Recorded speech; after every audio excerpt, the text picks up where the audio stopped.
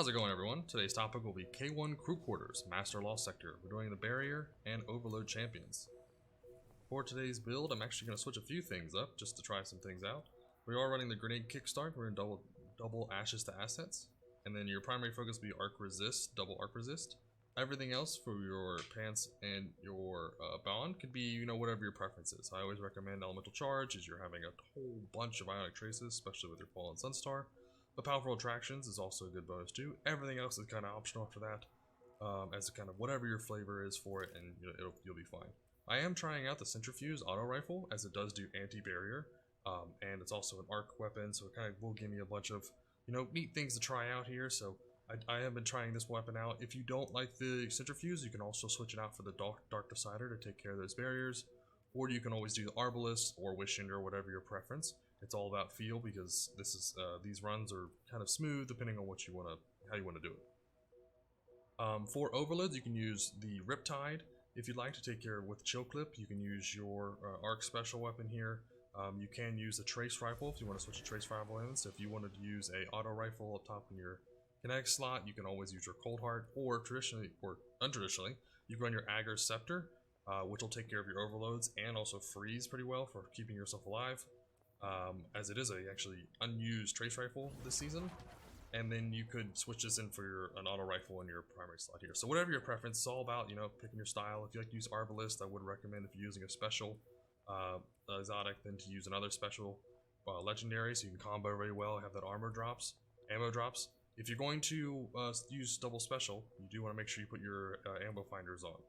That will help you out. But if you are running one primary weapon exotic, which you'll be using for majority of your damage, you shouldn't need any ammo drops, as you'll be using this for most of your damage, and then a bonus of your heavy being machine gun. With running a primary exotic, I would recommend either using machine gun still, or using a rocket launcher or grenade launcher or something else to switch in, as they can kind of give you a unique different feel for this if you want to just some quick damage. But most of the time, I like using a machine gun, as this one does a lot of range on it, and it'll give me more of a sniper feel. As the Centrifuge won't have that much range. So let's go and get right into it. Actually, let me just get the subclass shown out for you. We have Chain Lightning, and our grenades going to do all the jolting with our Spark of Shock. We're using Magnitude, Beacons. Actually, Beacons is actually switched out for Resistance, as we don't need to have that special weapon. And then we'll be using Ions, Electrostatic Mind, and then Arc Soul. So let's go and get right into it. This will be my first run of the day. So this will be an interesting reminder, refreshing run for this. There's a Glaive Overcharge, which is odd because it's not Unstoppables. So I would not recommend using the Glaives unless you wanted to use Winter Bite, which will take care of overloads for you. So that is an option for your exotic, but you'd have to give up two your exotic and your other two slots. So let's see how this goes. All right, here we go. Get this charged up here.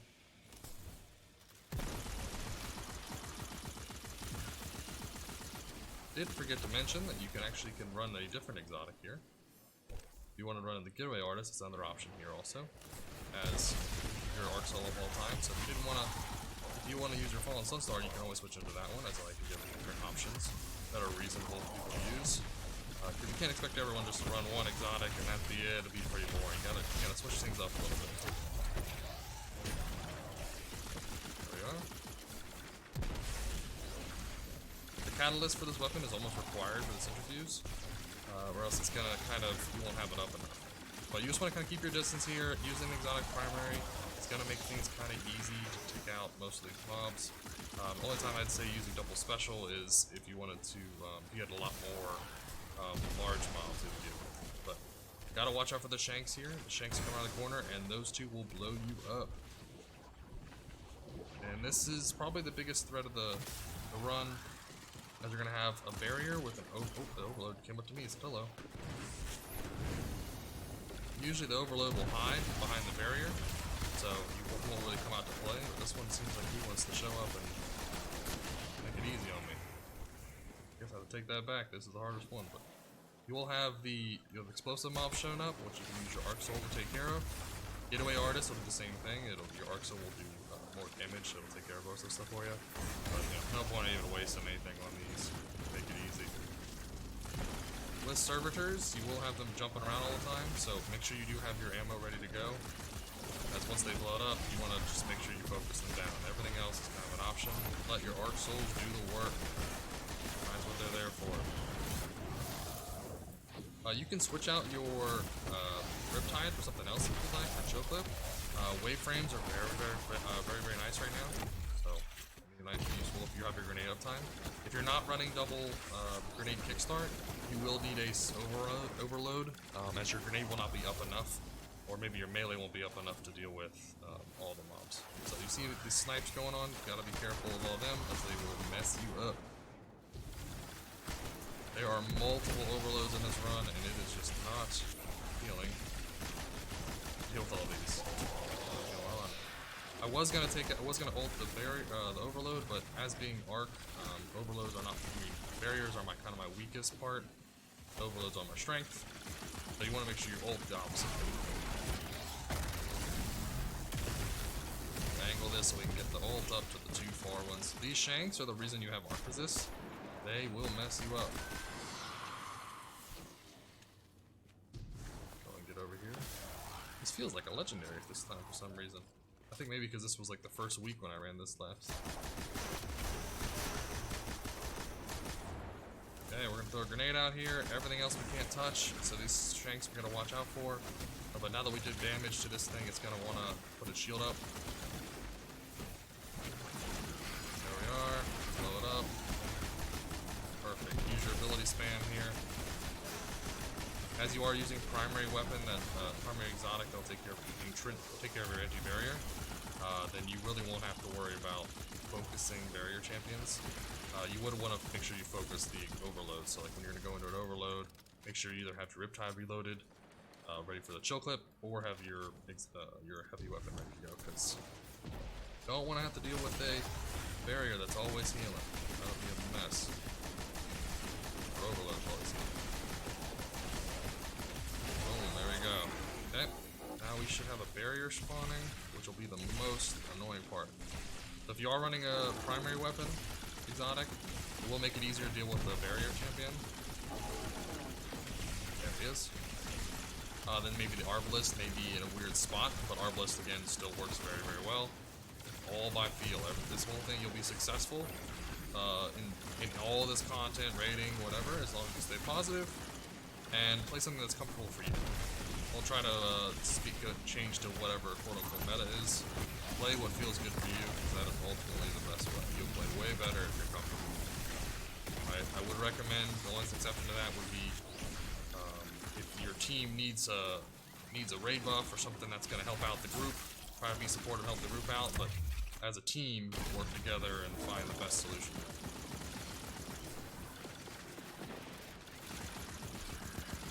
There we are, just keep this boss down. Sonic weapon, might as well get the use of it. They don't use choke up enough to do damage. Really would love to. There you go, easy as that. That's a quick run. Finish him. Fatality. Okay. Free glimmer. Got a platinum there. Awesome. What if my first master run of this? It is. Sweet. That's a unique thing. Oh, 5-minute run there, pretty smooth. The exotic primer actually did pretty good.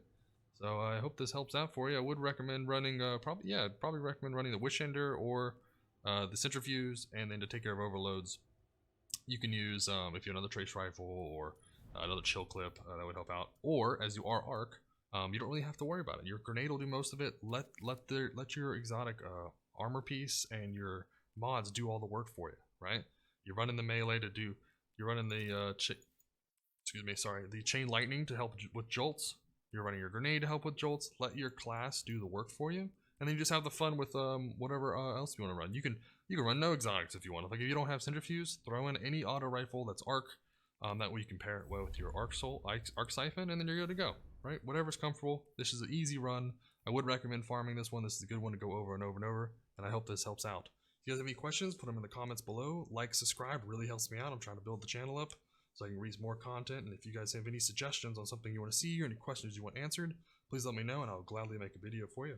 I stream on Twitch, twitch.tv/CrypticPrime, and I hope you have a fantastic day.